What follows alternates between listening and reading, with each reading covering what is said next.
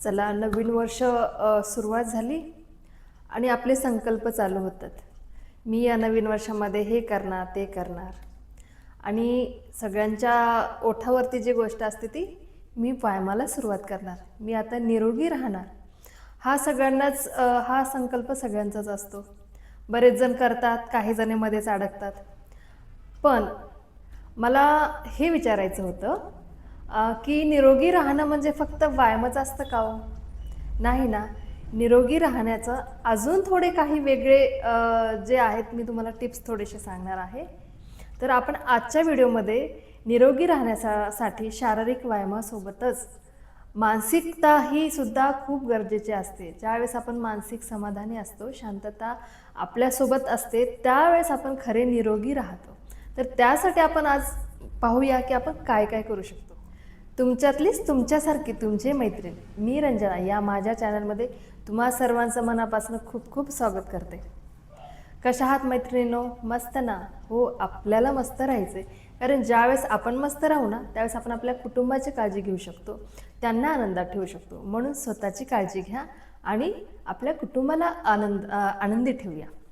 तर चला, आपण सुरुवातीला बघितल्यासारखंच आज मी तुम्हाला सांगणार आहे की आपल्याला शारीरिक आपल्या एक्सरसाइजसोबत, आपल्या व्यायामासोबत आपल्याला आपल्या मनावरती सुद्धा काम करायचं आहे. आणि हो, मी सुरुवातीला तुम्हाला हे एक सांगू इच्छिते, जे मी तुम्हाला सांगणार आहे ना आता, तोच प्रयत्न मी स्वतःवरती सुद्धा करतेय, चालू केलेला आहे मी स्वतःवरती काम करण्यासाठी सुद्धा. आणि असं वाटलं की हे जे मी कुठं वाचलेलं आहे किंवा मला जे ऐकण्यात आलेलं आहे, मी तुमच्यापर्यंत पोहोचावं म्हणून मी हा व्हिडिओ केलेला आहे. आणि या व्हिडिओमधून आपण समजूया की आपल्या मनाला आपण कसं छान ठेवू शकतो आणि जसं शारीरिक निरोगी राहू शकू, त्याचबरोबर आपण सगळ्यात महत्त्वाची गोष्ट म्हणू शकते मी, आपल्या मनावरती ताबा ठेवून किंवा मनावरती काम करून आपल्याला समाधानी जीवन कसं जगता येईल, तर हे आपण आज बघूया. तर नंबर 1 वरती सांगते मी, चांगल्या माणसांचा सहवास. जसं मी आता सांगितलेलं, मनावरती. आणि मन कधी फ्रेश असतं? ज्यावेळेस आपण आपल्या चांगल्या संगत असतील. जर आपण समजा एखाद्या वेळेस खूप उदास असतो किंवा आपल्या कुठल्या गोष्टीला मदत पाहिजे असते, त्यावेळेस आपल्याला चिडचिड होते. जर तुमच्यासोबत चांगल्या माणसाचा सहवास असेल तर तुम्हाला त्या उदासीमधून बाहेर काढण्यासाठी हे आपल्याला खूप उपयोगी होतात. चांगल्या माणसाचा सहवास म्हणजे काय? आपल्या अवतीभोवती जे लोक आहेत, आपल्या मित्रमैत्रिणी जे आहेत, आपले जे कलिग्स आहेत, ते त्यांच्या मार्फत आपण एकदम आनंदात राहू शकतो. तुम्हा सर्वांनाच माहिती आहे की आपल्या आजारावरती काम करणारं जे आहे मैत्री हे असणं खूप महत्त्वाचं असतं. म्हणतात ना की एक मित्र असावा आरशासारखा, त्याचप्रमाणे मित्रमैत्रिणी पण आपल्याला असलेच पाहिजे, जे आपल्याला चांगल्या गोष्टी सांगतील, एखाद्या सुखदुःखामध्ये आपल्याला मदत करतील किंवा उदासीनतेमध्ये आपल्याला मदत करतील. त्यामुळं आपल्याला नेहमी आपल्या आयुष्यामध्ये चांगल्या माणसाचा सहवास लाभायलाच असो. ज्यावेळेस आपण माणसामध्ये राहतो ना, जसं म्हणतात ना, नदी ही प्रवाहामध्ये राहिली पाहिजे, त्याचबरोबर आपण ज्यावेळेस माणसांच्या प्रवाहामध्ये राहू ना, त्यावेळेस पण आपण निर्मळ निखळ राहू. कारण की ज्यावेळेस पाणीसुद्धा एका जागी राहतं ना, ते सुद्धा गढूळ व्हायला लागतं. त्याचप्रमाणे आपण सुद्धा एका जागी किंवा एकटेपणामध्ये राहिलो तर आपल्यावरती निराशाही येऊ शकते. त्यामुळे आपल्याला नेहमी आपल्यासोबत जे आहे चांगल्या माणसांचा सहवास हे राहणे खूप महत्त्वाचं आहे. नंबर 2 वरती आहे प्रेरणादायी सवय.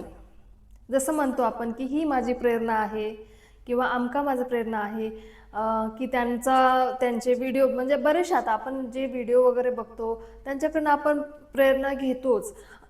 की कुठलाही काम करण्यासाठी आपल्याला एखाद्याचे मोटिवेशन लागतं, पण जर ते मोटिवेशन आपण स्वतःमध्ये जागं केलं, ती प्रेरणा आपण स्वतःमध्ये जागी केली, तर आपल्याला कुठलंही काम करताना आपल्याला थोडंसं दुःख वाटणार नाही किंवा निराशा वाटणार नाही.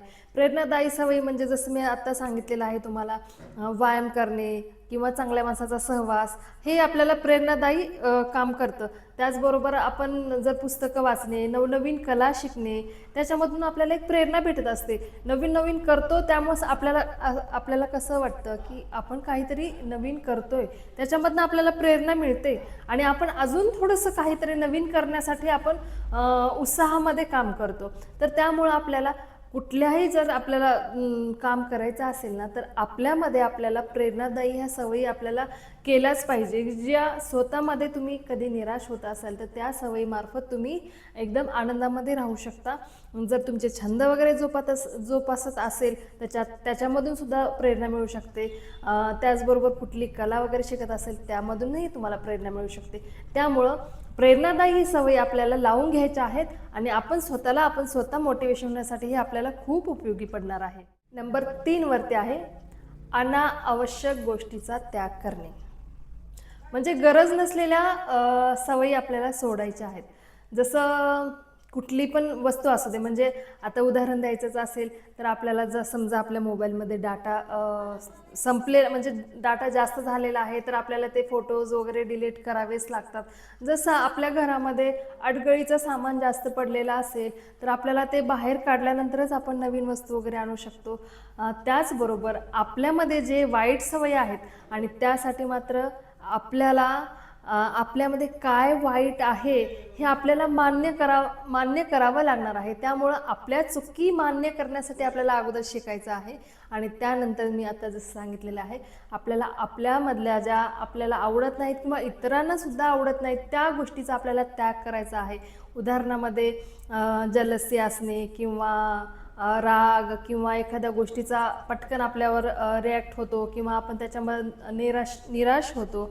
अशा काही ज्या गोष्टी आहेत जे आपल्याला त्रास होतो त्या गोष्टीचा आपल्याला त्याग करायचा आहे.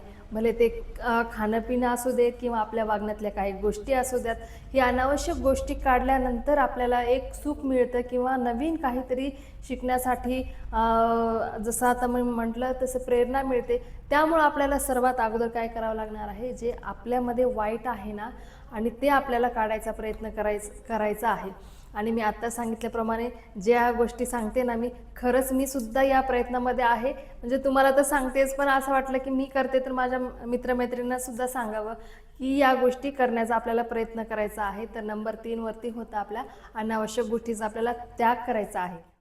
नंबर 4 वरती आहे कृतज्ञता व्यक्त करणे. आभार मानायला शिकायचं आहे आपल्याला. आपलं काय होतं आता सगळ्यांचंच काय होतं की प्रत्येकजण एका नवीन गोष्टीच्या शोधामध्ये असतो. म्हणजे आपल्याला असं वाटतच नाही की आपल्या गरजा भागल्यात किंवा आपल्याला आता काही पाहिजे नाही, असं होतच नाही आहे आणि आपण त्याच्या शोधामध्ये राहतो.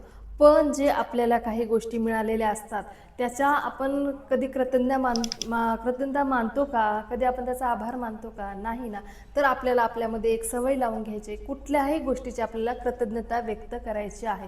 भले ती छोटी एकदम छोट्यातली छोटी असू दे किंवा मोठ्यातली मोठी. जर आपल्याला कुणाचा एखाद्या कामामध्ये हातभार लागत असेल तिथं तुम्ही त्याची कृतज्ञता मान्य करा. या विश्वाने जर आपल्याला जन्म दिलेला आहे त्याच्याकडनं आपल्याला भरपूर साऱ्या अशा गोष्टी मिळतात, त्याची आपण कृतज्ञता व्यक्त करून किंवा आपल्या जीवनामध्ये कित्येक वेळेसमध्ये असे काही गोष्टी येतात ते आपण आपल्याला वाटत पण नाही की ते आपल्याला मिळालेले आहेत किंवा त्याचा आपण आनंदसुद्धा व्यक्त करत नाही. कृतज्ञता लांबच राहिलेली आहे. जर कृतज्ञता व्यक्त केल्यानंतर काय होतं आपल्याला एक सुख वाटतं किंवा त्या गोष्टीची एक वाढीव गोष्ट होऊ शकते. म्हणजे कुठली पण तुम्ही जर त्याचा आभार मानत राहिल्यात, कृतज्ञता व्यक्त करत राहिल्यात तर तुम्हाला एक समाधान वाटणार आहे. आणि ही कृतज्ञता व्यक्त करणे हे आपल्याला आपली सवय लावून घ्यायची आहे. भले ती एकदम छोटी गोष्ट जरी असेल, एखाद्या माणसाकडनं तुम्हाला कुठली मदत भेटलेली असेल, समजा कुठल्या आपण ॲटोमध्ये बसतो, ठीक आहे आपण त्यांना पैसे देतो पण तो आपल्या त्या जागेवरती नेऊन सोडतो, त्यामुळे तिथं तुम्ही ते कृतज्ञता व्यक्त करू शकता. असं माझा सांगण्याचा उद्देश आहे की तुमच्या जीवनामध्ये कुठलीही छोट्यातली छोटी गोष्ट असू दे ना मोठ्यातली मोठी गोष्ट असू दे, तिथं आपल्याला कृतज्ञता ही व्यक्त करायला शिकायची आहे. आणि आता नंबर 5 वरती आहे स्वतःची प्रगती करणे कायम ठेवा. आता प्रगती म्हणजे जसं मी सुरुवातीला सांगितलेलं आहे, तुमच्या मनावरची प्रगती असू दे, मानसिकतेमधली प्रगती असू दे या तुमच्या उत्पन्नातली प्रगती असू दे, कुठलीही प्रगती असेल तर ती आपल्याला चालूमध्ये ठेवायची. असं नको की कुठलं काम तुम्ही केलं आणि मग काही दिवसानंतर ते सोडलं. भले आता जसं आपण विचार केला की मला मनावरती काम करायचं आहे, माझ्यावरती काम करायचं आहे आणि थोडं दिवस केलं आणि सोडून दिलं, तर काय होणार आहे, ती जी आपल्यामध्ये प्रगती होणार होती, जे आपल्यामध्ये बदल होणार होते आपले, ते तिथंच थांबणार आहेत. जर उदाहरण बघायचंच असेल तर आपण कुठला बिझनेस करतोय किंवा कुठला जॉब करतोय, काही जर करत असेल तर आपल्याला ती गोष्ट ही कायम ठेवायची आहे. आपल्याला टप्प्याटप्प्याने आपल्याला त्याच्यामध्ये प्रगती करायची, वाढ करायची आहे. ही वाढ जर जे आपण आता 4 जे पॉईंट्स बघितलेले आहेत, जे टिप्स बघितले आहेत, त्याच्यासोबत जर आपण व्यवस्थित एक आपल्यामध्ये सुधारणा करत गेलो ना, तर हे जे आपला 5वा पॉईंट आहे ना, स्वतःमध्ये प्रगती करत राहणे, हा होणारच आहे. त्यामुळं आपल्याला सगळेच जे टिप्स होते हे फॉलो करायचेत आणि त्याच्या आधाराने आपल्याला स्वतःमध्ये प्रगती करत राहायची आहे. भले तू कुठल्याही क्षेत्रातली प्रगती असू देत, ना स्वतःमधली प्रगती असू देत, ना स्वतःच्या शारीरिक गोष्टीमधली प्रगती असू देत, ना मानसिक गोष्टीमधली प्रगती असू देत, ना आपल्या व्यावसायिक असू देत, ना जॉबमधली, कुठल्याही क्षेत्रातली ही प्रगती आपल्याला करत राहायची आहे. आपल्याला आपल्या टप्प्याटप्प्याने आपली प्रगती करत जायची आहे. तर हे आपले 5 पॉईंट होते जे आपल्याला निरोगी ठेवण्यास मदत करतील. जसं मी सुरुवातीला सांगितलेलं की आपल्याला जर शारीरिक निरोगी राहायचं असेल तर आपल्याला व्यायाम, एक्सरसाइज वगैरे करायचेच आहेत, पण त्याचबरोबर निरोगी राहण्यासाठी आपल्याला मनावरती, आपल्यावरती काम करणे पण खूप आवश्यक आहे. ज्यावेळेस आपण आपल्या स्वतःमध्ये काही बदल करत असतो, आपल्या मनावरती आपण काम करत असतो, त्यावेळेस आपला खरा निरोगी राहण्यासाठी आपल्याला मदत भेटणार आहे. कारण की ज्यावेळेस आपलं मन निरोगी राहणार आहे ना, त्याच वेळेस आपण सगळं काही करू शकतो. त्यामुळे सर्वात जो महत्त्वाचा बिंदू आहे तो आपला मन आहे. त्याच्यावरती आपण काम करून, आपल्यावरती काम करून आपली प्रगती करूया आणि निरोगी राहण्यासाठी एक पाऊल उचलूया. तर हा छोटासा व्हिडिओ मी आणला होता आपल्या निरोगी राहण्याची एक दुसरी बाजू मांडण्यासाठी. तर हा व्हिडिओ तुम्हाला कसा वाटला मला नक्की सांगा आणि माझ्या कमेंट बॉक्समध्ये काही तुम्हाला सुचवायचं असेल तर सुचवू शकता. त्याचबरोबर याच्यामध्ये तुम्हाला माझं काही टिप्स आवडल्या असतील, माझा व्हिडिओ आवडला असेल तर माझ्या चॅनलला लाईक, शेअर, सबस्क्राईब करायला विसरू नका. धन्यवाद.